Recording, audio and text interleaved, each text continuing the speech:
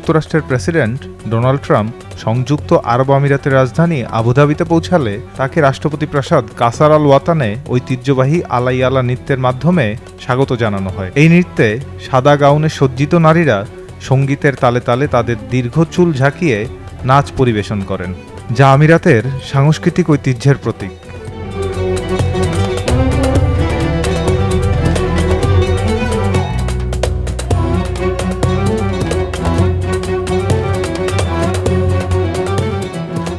ট্রাম্পের যোগাযোগ উপদেষ্টা মার্কো মার্টিন এই সংক্রান্ত একটি ভিডিও শেয়ার করেছেন, যাতে দেখা যায় ট্রাম্প যখন হেঁটে যাচ্ছেন তখন আমিরাতের মেয়েরা তাকে খোলা চুলে মাথা ঝাঁকিয়ে স্বাগত জানাচ্ছেন।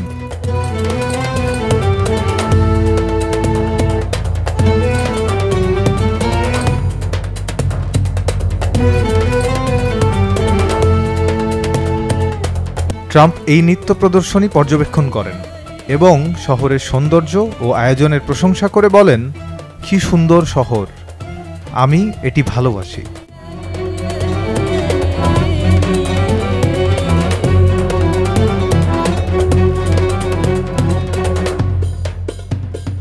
আল আইয়ালা নৃত্য 2014 সালে ইউনেস্কো কর্তৃক মানবতার অমূর্ত সাংস্কৃতিক ঐতিহ্য হিসেবে স্বীকৃতি পেয়েছে।